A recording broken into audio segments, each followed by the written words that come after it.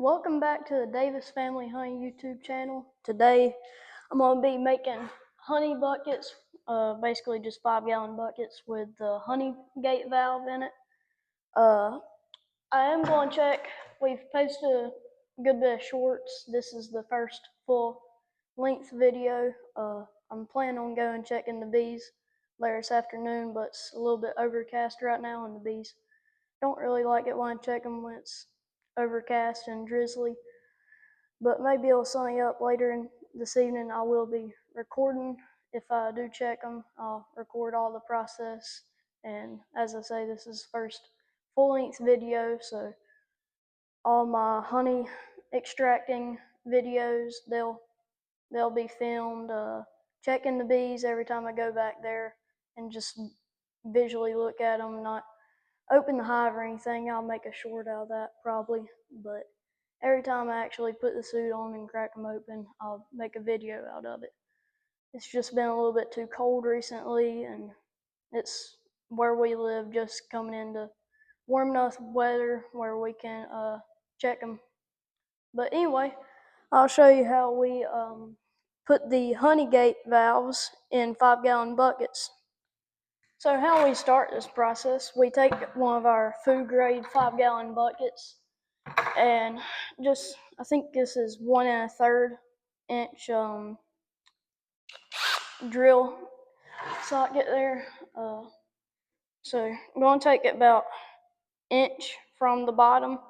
So I done the first one done. I messed up because the little ring that goes on the bottom of our honey valves here, it kept hitting the bottom of the bucket. So I messed up one 5-gallon bucket already. But so if you're going to want to do this, if you have bees, make sure you do it about 1.5 inches above the bottom of the bucket. It seems like you'd want to put it as low as you can so all the honey would run out when you open the valve, but you want to make sure it's high enough up where that it'll screw in right. These buckets ain't too terribly cheap. But what you want to do is, once you get 1.5 inches, just go pretty slow till you get in.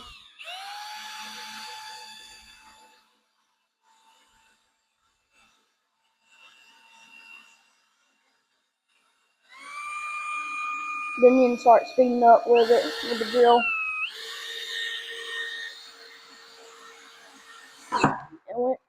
And when it catches in there, it will sure enough jerk.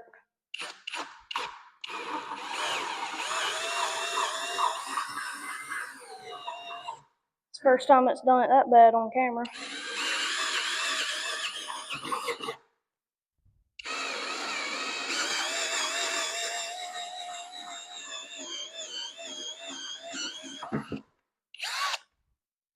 When you do that, make sure you're holding it up against your body, or if you really need one hand on the bucket because it will roll.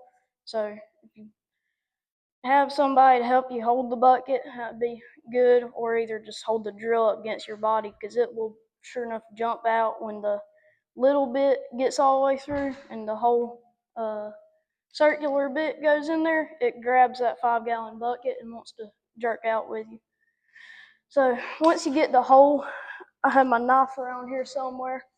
You're going to want to take the knife and file down these little shavings right there, so your seal on the honey gate valve fits properly. I gotta find me a knife. So I found me a knife here. Don't really have to be anything special. Really don't even have to be sharp. Just file around the edge of it, like this right here.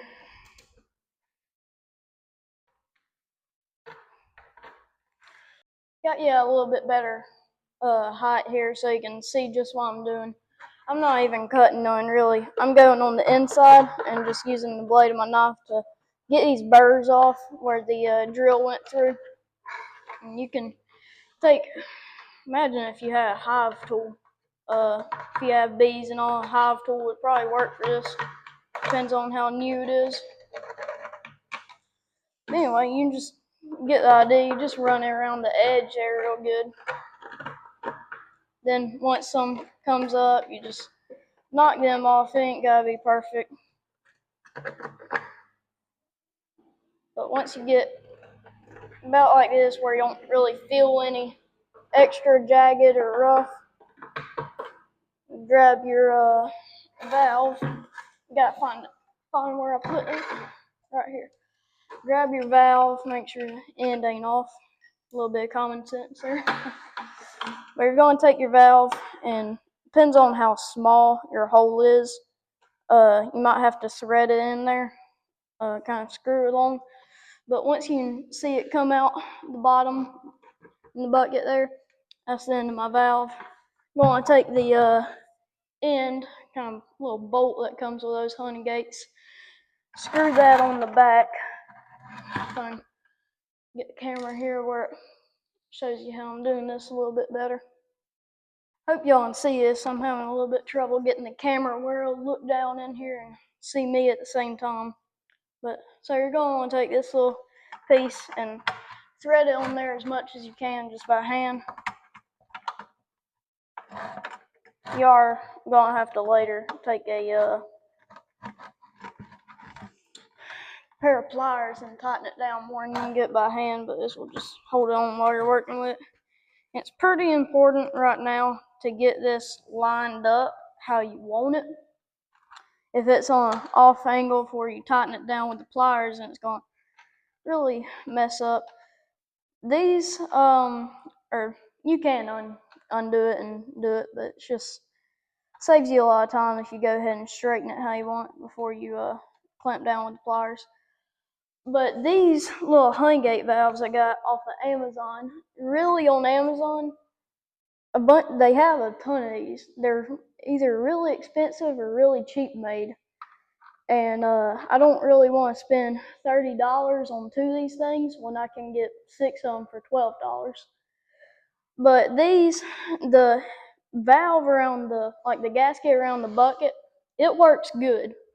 But the actual valve itself, the seal, I don't know if you can see that right there, the little seal, if no matter how hard you tighten it with that little wing nut right there, that thing is always going to do a slow drip.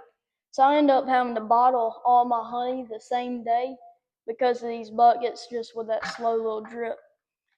Honey is a lot thicker than water, so it doesn't do it near as bad as when I fill it up with a water hose out there, clean it. But it still is a considerable amount if you're just letting all the honey drip on, floor or something. That's one bad thing about these, but I ain't found anything else wrong with them. They're pretty good little things for as cheap as they are.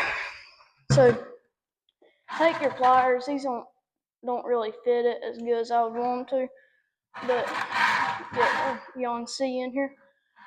Take them. Really just try to. It's hard to fit them in here because these pliers don't really fit that valve like they should. Just keep spinning around. Get as tight as you can.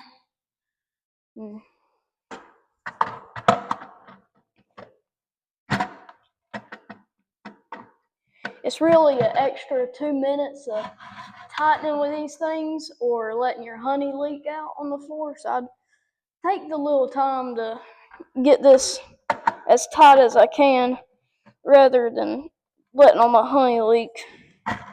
This year, if you are in South Georgia, North Florida, I will have orange blossom honey and gallberry honey.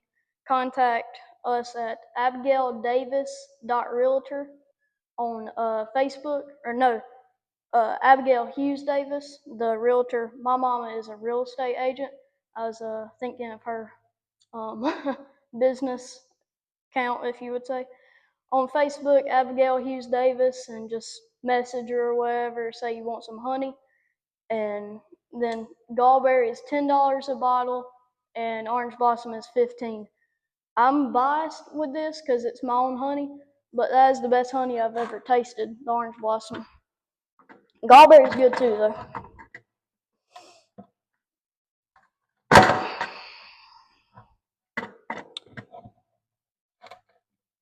it's really just practice makes perfect with this, or time consuming. You're gonna have to get your pliers back on there because they won't really make a full circle with this because the top part is thicker. As I said, I try to get that valve as close to the bottom of the bucket as I can so it will let all the honey drain out.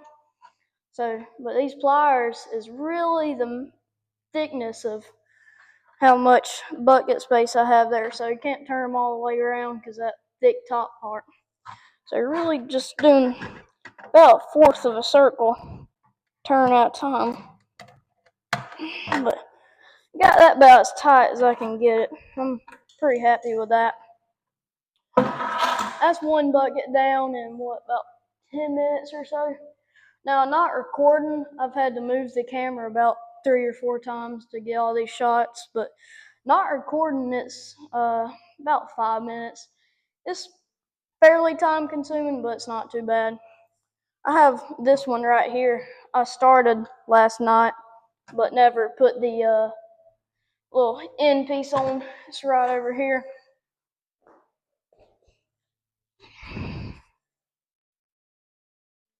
I hope the audio on this video is good. I just got these little microphones off of Amazon for pretty cheap, but I hope it's alright.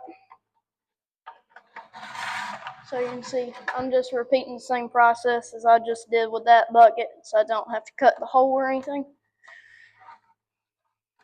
So I'm getting the valve on there just hand tight. Really, I want to save as much time as I can, not having to turn it so much with these pliers, because it's time consuming, and when that plier slips, I'll punch the bottom of this bucket pretty hard a few times with the concrete under it.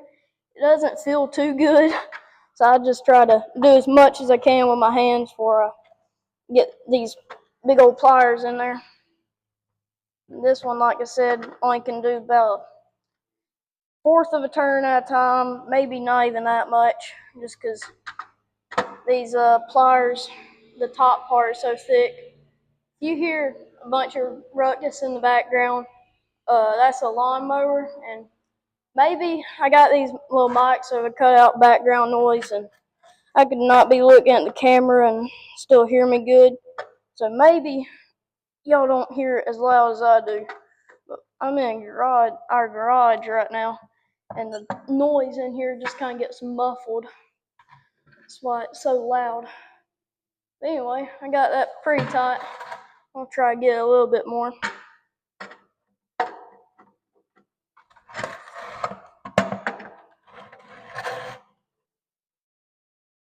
That's about as good as I can get it right there. I'll say this, if y'all like old country music, real good music, then go check out the Malpas Brothers, Taylor and Chris Malpas. They got a real good band. At the end, when I get my tripod, it's low so I can get these shots right here. But when I stand up, I'll show you the back of their shirt. It's real good, real comfortable shirt. Got it. They're recording in Texas, Fort Worth, Texas. Y'all need to go check that out if y'all are around Texas. I think the next filming is in November, but they have a TV show on RFD TV. They have a bunch of other old country music guests come on there, and they, of course, sing themselves. They're real good people and great musicians. So if you like that kind of music, you need to go check out the Malpas Brothers. They're surely around you somewhere, unless you live in off-grid Alaska and watching this with I don't know, some kind of satellite. But you need to check them out if you like that kind of music. I do. Me and all my family love them. They're real good people. Anyway, I'll show y'all real quick how I really had just intended to do this video about making the buckets. But these are honey frames, not drawn out, of course. But these there's Plasticell, frames called Plasticell. That's just basically a wax-coated plastic frame that has the little cell shapes cut out in it. But this is pure beeswax right here. And it's got, see, notice how it has those little wires running in it? You take out a staple right there, and that little board is what's holding this in. I don't think I have any still unassembled. I done all of them last night. I'll show you how to do one. Well, this one right here is bent pretty bad from what I put in a couple months ago. I'll take this piece of wax out and show y'all how to do it real quick. Let me get some of my tools I'll need for this. I said tools like I'm gonna come out here with a bunch of stuff. Really, beekeepers talk about hive tools as being helpful. They are really the most used thing. I'll get wax stuck on the floor. You can scrape that off with the hive tools. They're just helpful for everything. Some people use nails to hold these little top bars in here. I use staples from just a regular staple gun. They work just fine. So what you're going to want to do is take your hive tool and get in there and try to pop those staples out without breaking your board. Depends on how old the frame is. Sometimes that can be easy to do without breaking it. Sometimes it can be very hard.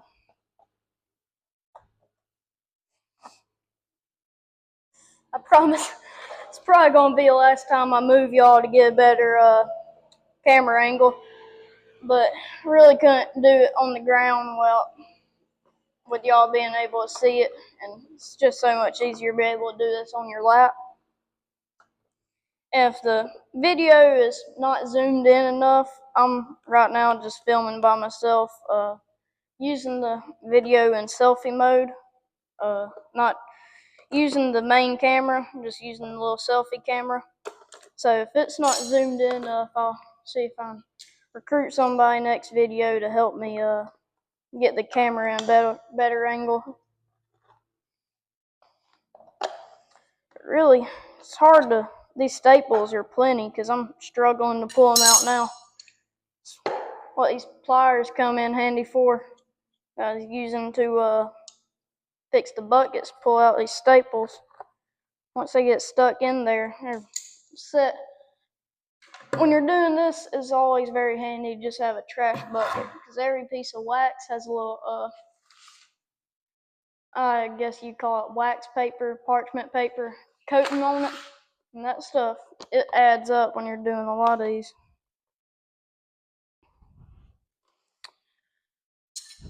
Me 6 months ago or so saw it'd be a good idea to put staples in the wax itself, and that's just causing me a hard time now. This wax, I probably won't because it's got all that metal in there, the little metal wires. But it's really good if you wanted to thinking about honey. If you wanted to melt it down and get the wax back, could do that, but I ain't really tried melting wax before. I don't know. But another little handy thing I use when I'm doing this is a lighter. Most of these frames, especially used ones, or only used ones really, will get that wax, holding it the wrong way there, will get that wax built up all in there where your frame needs to sit. And some of it you can bring out by hand, but beeswax, if you don't know it already, beekeepers know this, is very tough, hard to get off. I could run with the hive tool, but it'll leave some on there. So I like to take this little lighter and bring it, and that melts that wax just in that little groove there. And you can take it and it comes out a lot easier. So you might have to, depends on the age of wax. Old wax that's been sitting there a while bonds real good. But you might have to hold the lighter on there just a few seconds. But not long enough to catch your frame on fire by all means, but it's okay if you put a little heat to it. They won't catch on fire too easy.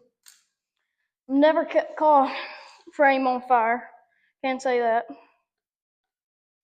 Then you can just take something like a knife or a hive tool, and that comes out 10 times easier than it would have before, because it just breaks those bonds or something. I'm not in science where I would explain exactly what it does.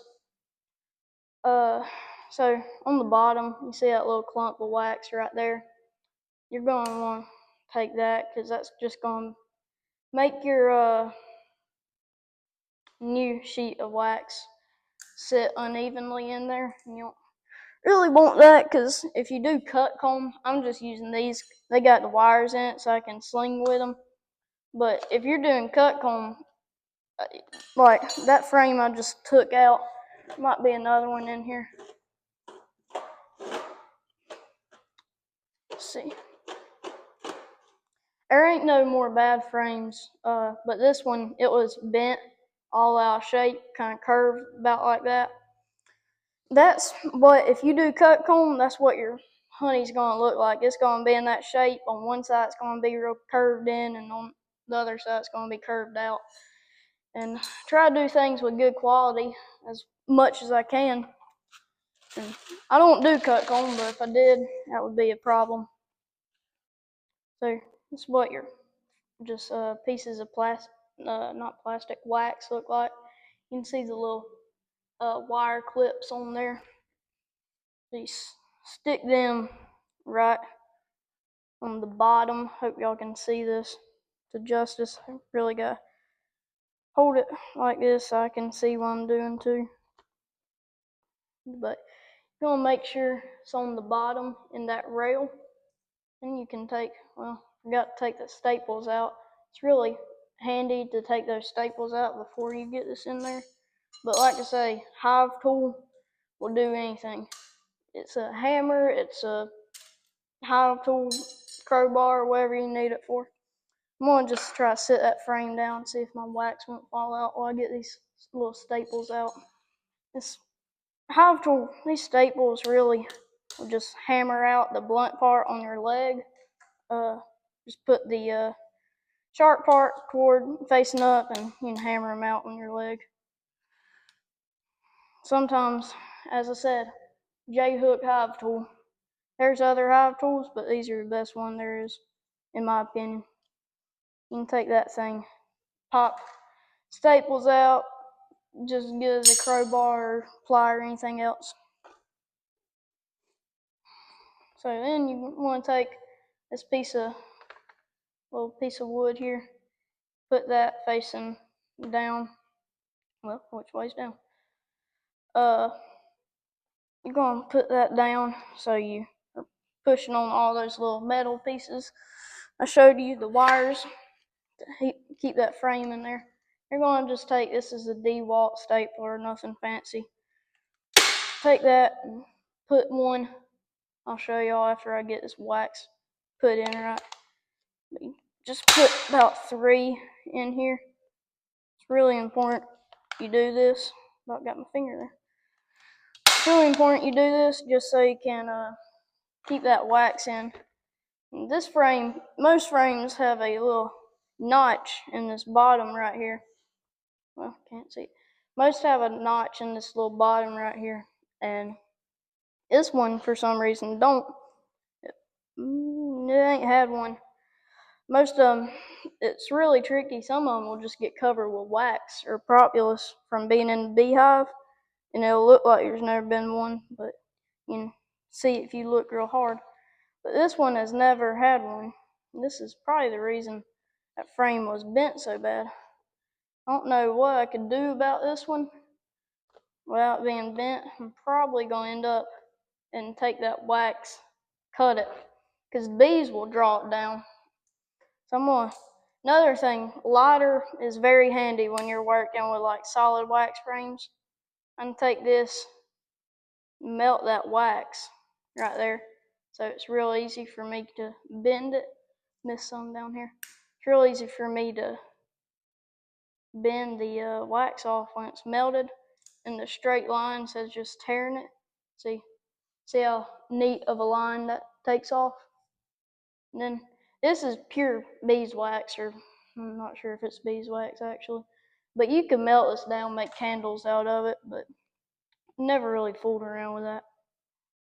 So you're just gonna take a step. I don't know why this frame has that, but I'm gonna just take this lighter down here. Well, might run out of juice with it, hope not. I'm gonna get my separate lighter that I use for lighting my smoker and everything. I couldn't find my other lighter, so I just got this little razor there. I'll see. It ain't ideal. I don't really think you can beat the lighter for this. But see if I can take it and just run it down the frame.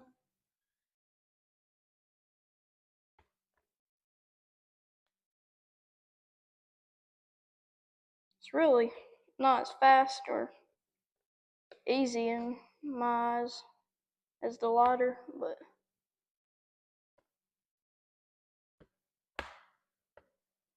speaking of the Malpas brothers earlier, we just got back from Dothan, Alabama, seeing them.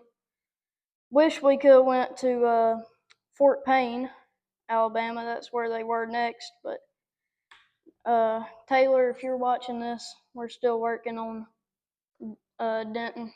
It's taking a little bit of convincing, but I think I'll be able to do it. This razor blade, it actually made a straighter line, but bees don't really care if it's a straight line or not. See, it made a pretty good line, which it could have made a perfect line, but it was just my error that made it not. So the bees will continue to draw that down until they get where they want it. Now I gotta get a little something that can cut these. Well, probably just no. Gotta get something to cut this excess little bit of wire off down there. Hope you can see it good. Gotta get a little cutter of some sorts. Alright, I got just some little wire cutters there. These should work perfect for it. Just gonna take it and, well, so it was gonna work perfect, so it won't work. There it goes.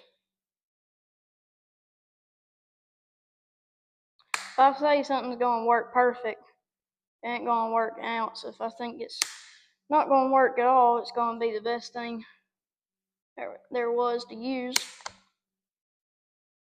Just generally how it goes. See if I can get a good angle there where you can see it.